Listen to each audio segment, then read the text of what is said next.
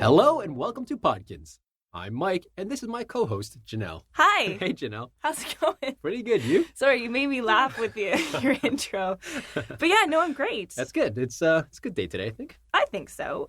We are just coming off of the big reveal of the Design a Dog contest winner. Yes. So the response has just been amazing. Yeah, people love it. I love it. It looks Yeah. great. If you go on Webkinz News, you can see the in-game version of the pet that's coming. And it looks amazing. It looks just like the entry, and it's going to be great. They did add a flower on the back of the pet, and I think it's a great touch. Yeah. It really is in spirit with the pet itself. Right. We also revealed the concept art for the PSI on the article, and it looks great. It's a wildflower pond. Yes, and we took this idea based on the suggestions that were made in the article before that. Right. And, I mean, ponds were suggested a few times, so we took that idea and then added tiger lilies, and I think it's beautiful. Have we announced the PSF yet? No. No, so I can't say it. It's a great item, though. Yeah, exactly. Just stay tuned for that reveal. Also, the Name a Baby Dragon competition is ending soon. That's right, in a couple Thursday, days. Yeah. Yeah, we've just been blown away again. There's over 6,000 submissions. A lot. So we have our work cut out for us once more. Yep. But we're really excited to go through them, and that decision will be revealed this weekend. Yep. Also going on,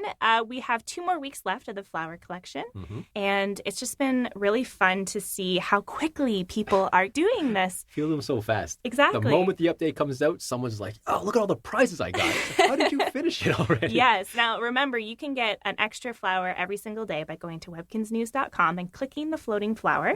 If you finish the collection early, you can redo it as many times as you want. Yep. And also, if you're a deluxe member, you get 2 per day when you click on the flower collection icon. Now, this episode is all about music. Yes. Music. I love music. Yeah, you do. You are a musician yourself. Yes, I am. So you have a lot of insight into this topic. I'd like to think so.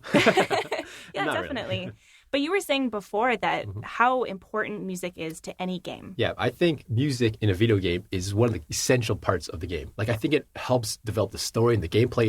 It needs to be there. And if it's good, you'll know it's good. Like, it'll make the game so much better. Right. And you were saying when you first started working at Ganz, you were on Tailtown's Friends? Yeah, I started on Tailtown's Friends. And I remember when I first played the game, when I checked it out the first time, the first thing I noticed was how amazing the music was. Right. Like, if you guys haven't played Tailtown's Friends, it's on Facebook. You can check it out and just listen to the music. It's really great. It really makes you feel like you're there. Yeah, like in the country and just birds and stuff. Yeah. Well, we're going to keep talking about music as the episode goes on. We have a special guest who is like our expert. Yep, the expert. The expert. So you'll meet him soon. Yeah. But for now, why don't we check what's in our Kinz post? In this segment, we read questions sent in by our listeners. Last episode, we asked you about music in Webkinz World, and you sent us great responses. Becky71W commented and said, I have the jukebox that comes with the Webkinz CD. Nice. Yeah, definitely. I have it in my Spree Diner theme room. It plays all the Webkinz songs. But I only listen to Hug a Pug, and I sing it to my real live pug. She loves it, LOL.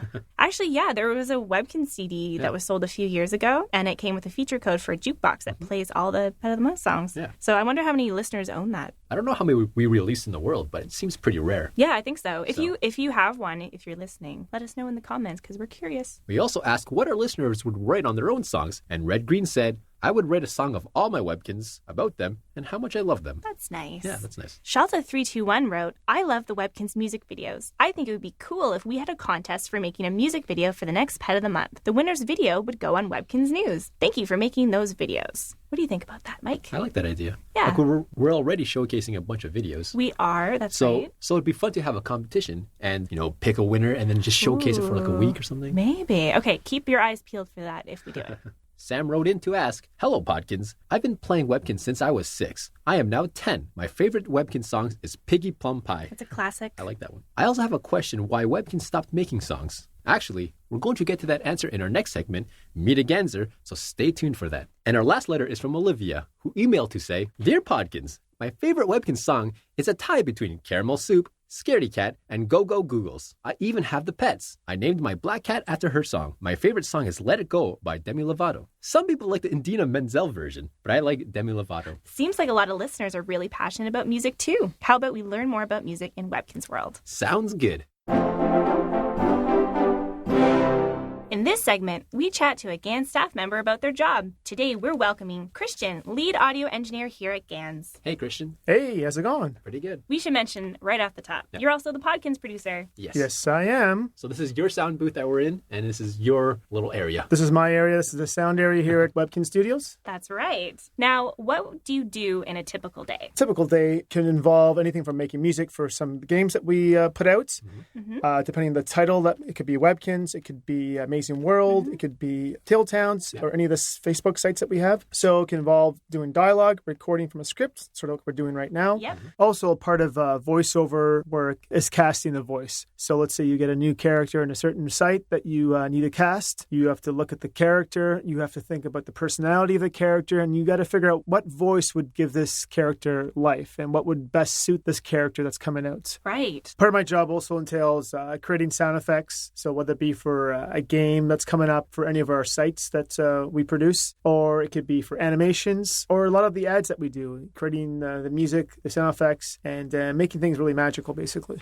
Man, that's like super wide-ranging. So basically, every single thing you hear in one of our games, the music, sound, everything. Yeah, so basically anything that you hear has come from this area. A good way to think about it would be your traditional sketch artist, concept artist, or 3D artist would create assets for you to see visually, and I would create things audible for you to hear. So why did you become an engineer, and how does someone become one? Engineer these days, it's pretty a loose term. Yeah. And it's a little bit more of an old-fashioned term. My background, I started out as a performance musician. So I started off playing guitar in different bands. Then I went to school for performance. Eventually led into more kind of composing. The more you get into your instrument, the more you want to learn. Yeah. And you want to learn more about music, not just about your own instrument, but you also want to learn about composition, different styles of music, genres, and you learn from other people. So I eventually got into more performance. Then I got into arranging, which obviously led to more of like behind-the-scenes stuff where you're composing and mixing and producing. Who would you say is your biggest influences then, as you were kind of learning how to do music and creating music and composing?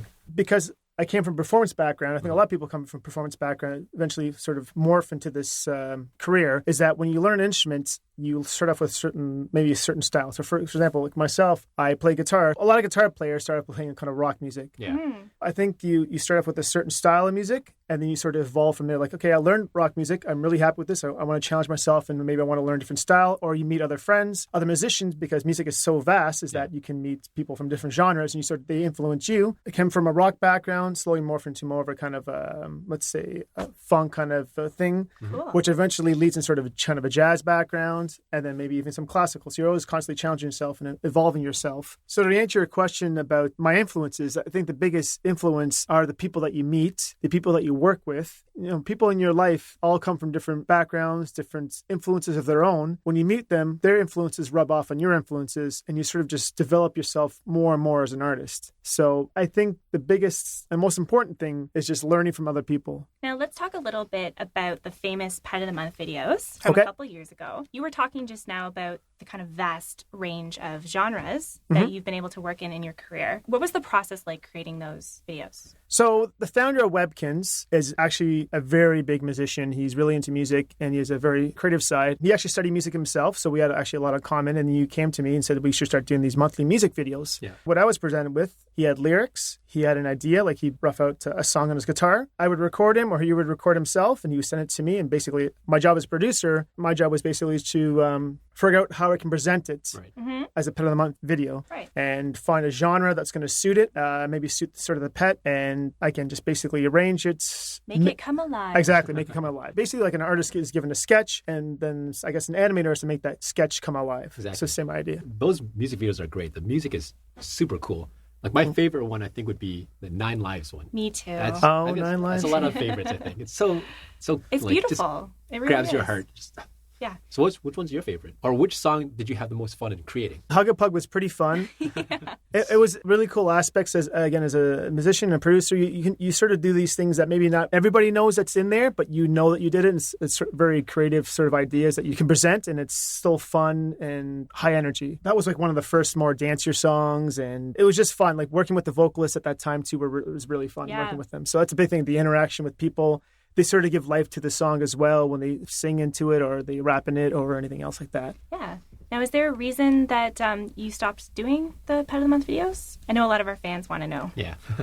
You know, we did the videos for many years, and we had a blast doing them. We had a blast creating them and bringing them out to the fans and seeing like the fans' reaction to the music. But, you know, it just took a lot of resources, took a lot of time to create these every month. I think our focus we needed to do on other things. Like, we love doing them. Obviously, we love to bring these pets alive in another way. So who knows, it may come back again. But right now, we had to sort of trim that off a bit and move on. And they live on YouTube. So if anyone wants to check them out, they're still there. Yeah. So out of all the styles of music you've talked about, how you've evolved from being in rock into jazz and stuff like that, what would you say is your favorite type of music? Yeah, again, it's hard to pinpoint one thing because... Asking a musician their favorite type exactly, of music. yeah. And you know what? I've been a part of sort of all different genres, performed all the genres and produced it too. So I think you start to get in that different mind space when you're into a certain genre. Like, you really just take your influences and focus on that. I think in the end, like, rock is always fun. Rock is good, high energy. I'm more of a kind of an energy guy. I love energy. I like quicker tempo. So I do like